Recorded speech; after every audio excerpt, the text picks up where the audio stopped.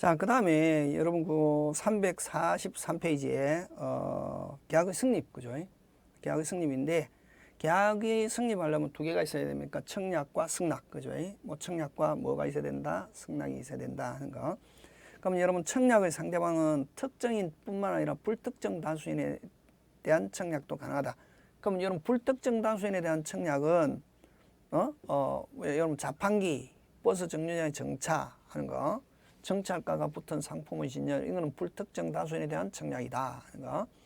근데 승낙의 상대방은 언제나 특정인은 누굽니까? 청약자를 가리킨다, 그죠? 승낙의 상대방은 반드시 특정인 청약자여야 한다. 청약 효력. 여러분 청약의 효력은 여러분 의사표시의 효력하고 똑같습니다. 그래서 의사표시 중에서 가장 전형적인 의사표시가 청약, 승낙인데, 청약은 도달함으로써 효력이 발생한다 하는 거. 그 다음에 청약은 의사표시이기 때문에 청약자는 발신할 당시에만 능력이 있으면 되고, 하고 나서 도달하기 전에 사망하거나 능력을 상실할지라도 청약 효력에 영향을 미치지 않는다 하는 말은 뭐 하기만 하면 된다, 도달하기만 하면 된다 하는 거.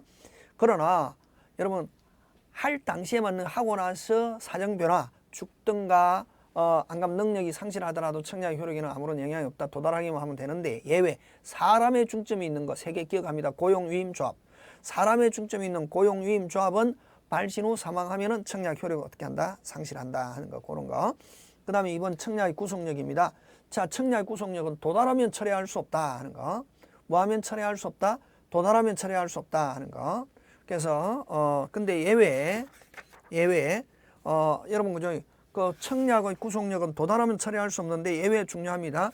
요건 청약의 구속력이 적용되지 않는 것 이렇게 합니다.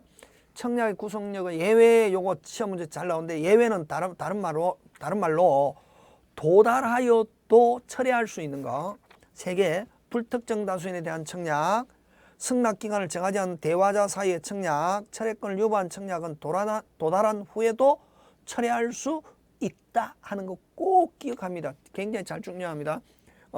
그래서 청약의 구속력이 적용되지 않는 것 이렇게 표현합니다. 도달하여도 철회할 수 있는 것, 구속력이 적용되지 않는 것, 도달하여도 철회할 수 있는 것, 불특정 다수인에 대한 청약, 대표적으로 자판기.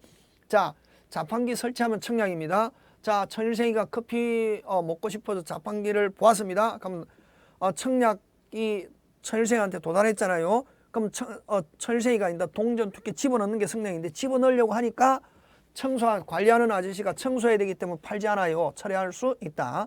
그 다음에 승낙기간을 정하지 않은 대화자 사이의 청약은 대화 종료 전까지 철회할 수 있다 하는 거. 그 다음 철회권을 유보한 청약은 도달한 후에도 철회할 수 있다 하는 거. 자, 그 다음에 승낙적격인데, 승낙적격은 승낙자가 승낙을 해서 계약을 성립시킬 수 있는 상태인데, 언제까지 됐습니까? 그래서 기간이 정해져 있으면 정해진 청약자가 청약하면서 기간을 정해가지고 청약했다. 그러면 승낙 기간 내에 승낙하면은 계약을 성립시킬 수 있다 하는 거.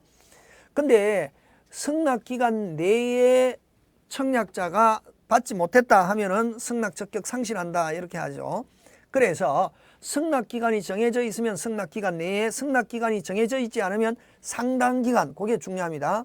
그래서 거기에서 여러분 3번에서는 가로 2번 승낙 기간을 정하지 않은 청약은, 자, 동그라미 합니다. 상당 기간 내에, 그게 중요합니다. 무슨 기간 내에? 상당 기간 내에 승낙의 통지를 받지 못하면 효력이 잃는다 하는 거. 기간이 정해져 있으면 기간이 정해져 있지 않으면 상당 기간 내에 청약자가 승낙을 받지 못하면 승낙 적격 상실한다 하는 거.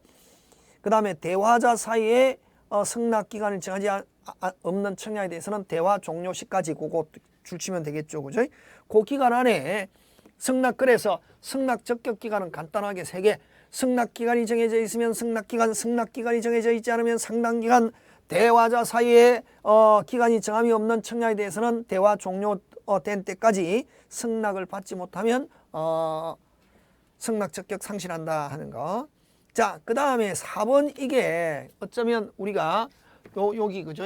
불성립에 해당하는데, 됐습니까? 그래서 청약과 승낙을 불합치, 다른 말로 계약의 불성립 이렇게도 제목 붙일 수 있습니다.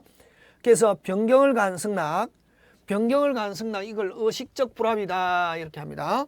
자, 변경을 가한 승낙, 조건을 붙인 승낙, 연착된 승낙 이렇게 표현하는데, 자, 변경을 가한 승낙, 조건을 붙인 승낙, 연착된 승낙은 이건 의식적 불합인데, 요는 경우는 청약자가 됐습니까? 청약자가 청약과 승낙이 일치하는 걸 청약자가 알고 있단 말이죠.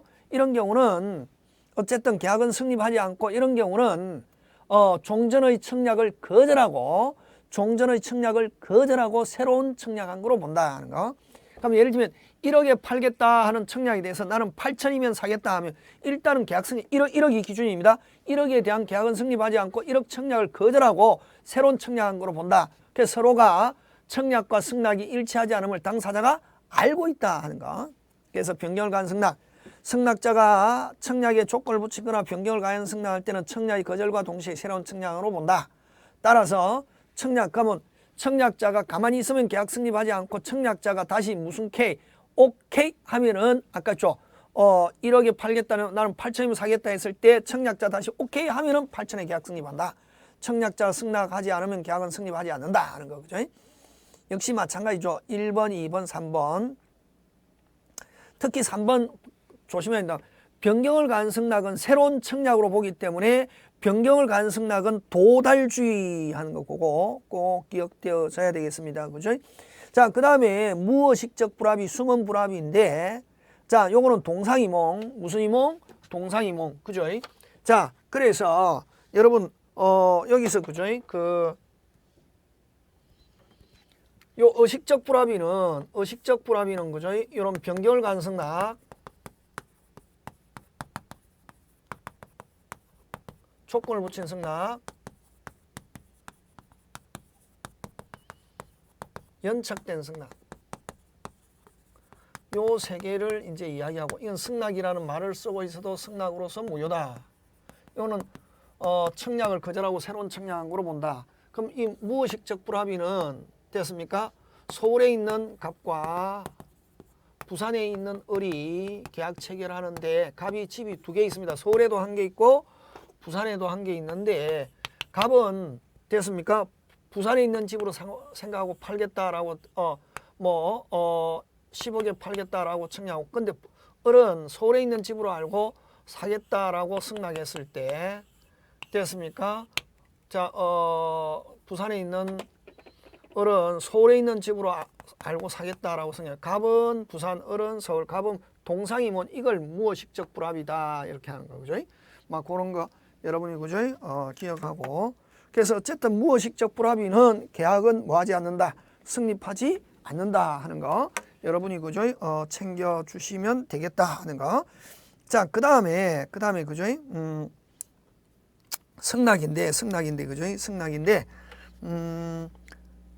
승낙에서는 그래서 여러분 청약에서는 시험 문제 나올 수 있는 게 3번 승낙 적격 그거 하고, 그다음에 불합치는 의식적 불합, 변경을 가한 승낙 이걸 의식적 불합이, 그다음에 2번 무의식적 불합이, 숨은 불합이는 동상이몽. 무슨 이몽? 동상이몽 하는 거. 자, 그다음에 이제 승낙으로 가는데, 승낙에서는 이런 계약 성립 시기가 중요합니다. 승낙에서는 승낙 효력 발생 시기, 다른 말로 계약 성립 시기인데, 자, 여기서 승낙의 효력 발생 시기,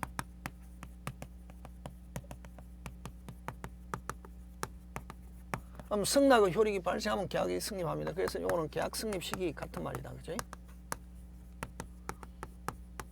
시기인데 여기는 대화자와 격지자가 있다. 청약이 있고 승낙이 있다. 청약 삐비 도달, 여기에 대해서 삐비 도달 하면은 승낙의 효력이 발생하면서 계약이 성립. 그래서 여러분 대화자는 청약이든 승낙이든 전부 다 도달주의입니다. 자, 격지자의 청약은 떨어져 있는 사람, 삐비 도달. 그럼 격지의 승낙 B 발신주의. 자, 요거 중요합니다. 그럼 격지의 승낙만 발신주의다. 왜 격지의 승낙은 발신주의냐? 떨어져 있는 사람과의 계약은 좀 더 빨리 성립시키고자 하는 그러한 입법적 취지에서 격지의 승낙은 발신주의다. 자, 빨리 승립시키고자 하는 그러한 입법적 취지에서 발신주의를 취하는데, 자, 발신했을 때 계약 승립하고, 그러면 요 승낙기간이 정해져 있으면 승낙기간이 정해져 있지 않으면 아까 무슨 기간? 상당기간 안에 들어가면 관계없고, 그럼 그 기간 안에 들어가면 관계없고, 들어갔을 때 언제? 발신했을 때 승립. 자, 어쨌든 발신했을 때 승립하고 기간 안에 들어가면 관계없고, 요 기간 안에 못 들어갔다, 기간 내에 못 들어갔다, 도달 못하면 아예 있었던 게 없어지는 거, 이걸 있다가 없는 거, 이걸 무슨 조건이랍니까? 해제 조건이라잖아, 그죠? 승낙기간 상당기간 내에 부도달을 무슨 조건? 해제 조건으로 하는 무슨 주의다? 발신주의다 하는 거 되겠습니까? 예, 그거 기억하고. 그래서 이러한 격자의 승낙은 발신주의를 취하는 이유는 빨리 승립시키고자 하는 그러한 입법적 취지에서 이러한 발신주의를 취하고 있다. 자, 그러면은 이러한 발신주의를 취하기 때문에 이러한 승낙자는 발신만 입증하면 된다. 발신만 입증하면 된다 하는 거. 그래서 발신만 입증하면 일단 이론상으로는 계약 승립하기 때문에 승낙은 철회라는 게 없다 하는 거. 됐습니까? 자, 근데 이제 여기서 시험 문제 잘 출제하는 게 연착된 승낙 이렇게 합니다. 연착된 승낙하면 원칙, 그냥 연착된 승낙하면 계약 승립하지 않습니다. 계약 승립하지 않고, 자, 근데 요거 그럼 아까 발신주의를 취하기 때문에 발신만 입증하면 된다 했잖아요. 그럼 충분한 승낙 기간을 도달할 수 있을 만큼 충분한 시간을 두고 발송했다. 일단은 계약 승립 주장할 수 있죠. 근데 그러면 누구를 기준하면 승낙자를 기준으로 한단 말이죠. 그럼 승낙자는 충분한 시간을 두고 발송했기 때문에 당연히 들어갔을 것이라고 믿고 있다는 거죠. 그걸 어떻게 표현하면은 보통은 도달할 수 있는 발송인데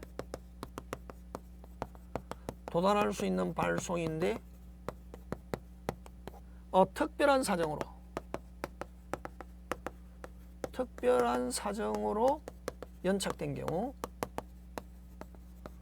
경우는 그럼 자, 충분한 시간을 아까 발신만 입증하면 되고 승낙자는 그럼 충분한 시간을 두고 발송했기 때문에 들어갔을 것이라 믿고 있는데 어떻게 된지 늦게 들어갔다. 이럴 때는 청약자가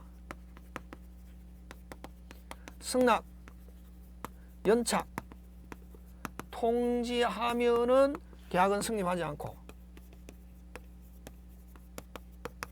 청약자가 승낙 연착 통지 안 하고 가만히 있으면 계약 성립합니다. 성립하고 기간 내에 도달한 것으로 보고 언제 발신한 때 계약 성립한다 하는 거. 법률상 그렇다는 거죠. 무슨 상? 법률상 그렇다는 거지. 그거 꼭 기억해야 됩니다. 이게 이제 거기에 그 5번의 핵심입니다. 시험 문제 굉장히 5번, 6번. 그래서 여러분 그 344페이지 5번 승낙은 효력 발생 시 계약 성립 시기인데 대화자는 전부 다 도달주의입니다. 명문의 규정을 두고 있지 않게. 그럼 격자의 승낙은 발신과 동시에 효력과 동시에 계약도 성립하지만 승낙기간 상당기간 내에 들어가면 발신했을 때, 근데 그 안에 못 들어갔다 그럼 발신 자체는 효력이 없다. 해제 조건. 도달치 못하면 승낙 효력 상실하게 되고 그에 따른 계약의 효력도 상실한다. 즉 승낙은 승낙기간 상당기간 내에 부도달을 무슨 조건? 자, 동그라미 합니다. 부도달을 해제 조건으로 하는 발신과 동시에 효력이 발생한다. 그래서 승낙의 효력 발생 시기에 관해서 발신주의를 취함으로써 다음 같은 실익이 있다. 승립을 주장하는 승낙자는 발소한 사실만 입증하는 건 충분하고 그게 도달한 사실까지는 입증할 필요가 없다. 승낙자는 승낙을 발신하는 도달 전이라도 승낙을 철회라. 격자의 승낙은 발신하면 바로 효력이 발생하기 때문에 철회라는 게 없다. 그냥 자 6번 연착된 승낙하면 계약 성립하지 않습니다. 자, 승낙기간 상당기간의 경과에 승낙이 도달한 때는 계약 성립하지 못합니다. 그 다음에 연착된 승낙에 대해서 청약자는 이런 새로운 청약으로 보고 승낙할 수 있다. 이 경우 연착된 승낙은 새로운 청약이므로 격지자 사이에 다시 도달주의, 그죠? 연착된 새로운 청약 동그라미하고 청약은 도달주의. 그 다음에 승낙 연착의 통지. 자, 격지자 사이에 승낙의 통지가 승낙기간 상당기간 경과 후에 도달한 경우 끊고 다음이 중요합니다. 보통은 거기서 무슨 통은? 보통은 기간 내에 도달할 수 있는 발송인데 그게 핵심입니다. 자, 그럼 충분한 시간을 두고 발송했는데 됐습니까? 어떻게 됐는지 늦게 도달됐다. 그럴 때는 누구 손에 달렸다? 청약자 손. 그럴 때는 누구를 기준으로 하기 때문에 그렇다? 승낙자를 기준으로. 그럼 승낙자는 충분한 시간을 두고 발송했다. 당연히 시간 내에 들어갔을 것이라고 믿고 있다는 거죠. 이런 경우 청약자는 지체 없이 승낙 상대방 연착 통지하여야 한다. 즉 반가로 1번은 그건 계약 승립하지 않는다. 그러나 반가로 2번 통지를 하지 않은 때, 자, 승낙 연착 통지하지 않은 때는 승낙은 연착되지 않은 것으로 되어 법률적으로 그렇다는 거죠. 연착되지 않은 것으로 되어 승낙의 통지가 발송한 때에 계약 승립한다. 되겠습니까? 예, 요렇게 여러분이 챙겨주시면 되겠고, 자, 교차 청약은 서로가 청약, 교차. 자, 서로가 청약했는데 핵심은 동일한 동그라미. 내용이 동일한 그거 동그라미. 그래서 서로가 청약하는 게 중요한 게 아니라 내용이 동일하게 서로가 청약해야 하면, 그 다음에 내용이 동일한 그거 동그라미하고 늦게, 무슨 게? 늦게, 다른 말로 모두, 다른 말로 양청약이 도달한 때 계약 승립한다는 거 되겠습니까? 그래서 교차 청약은 딱 간단하게 이론적으로는 내용이 동일한 하고 늦게, 다른 말로 뭐 모두 양청약이 도달한 때 계약이 승립한다는 거. 그 다음에 의사실현에 의한 계약 승립하죠. 자, 의사실현에 의한 계약 승립은 의사실현에 의한 계약 승립은